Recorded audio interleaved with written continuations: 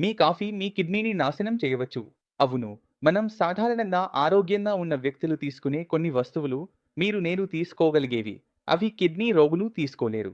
సరే, ఇప్పుడు కిడ్నీ రోగులు తీసుకోకూడని వాటిలో ఏమేమి ఉంటాయి? బెల్లం. బెల్లం తినకూడదా? బెల్లం మీరు తినండి. ఏ సమస్య లేదు.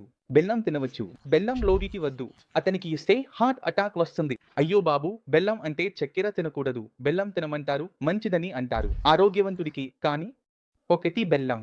బెల్లం మంచిదే. కానీ ఒక కిడ్నీ ఫెయిల్యూర్ రోగికి మేము బెల్లం ఇవ్వకుండా చక్కెర ఇస్తాం. సరే, అలాగే అరటిపండు. అరటిపండు తినడంలో మీకు ఎలాంటి సమస్య లేదు. కిడ్నీ ఫెయిల్యూర్ పేషెంట్‌కి మేము ఆ మందు ఇవ్వలేము.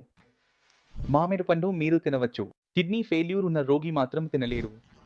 టమాటాను మీరు తినవచ్చు. కానీ వారు తినలేరు. అందువల్ల కిడ్నీ ఫెయిల్యూర్ రోగి ఆహారంలో మేము చాలా మార్పులు చేయాల్సి వస్తుంది. తద్వారా అతని జీవన స్థాయి మెరుగుపడుతుంది. అతని జీవితంలో ఎలాంటి సంక్లిష్టతలు రాకూడదు. కాఫీ అయితే అసలు ఇవ్వకూడదు.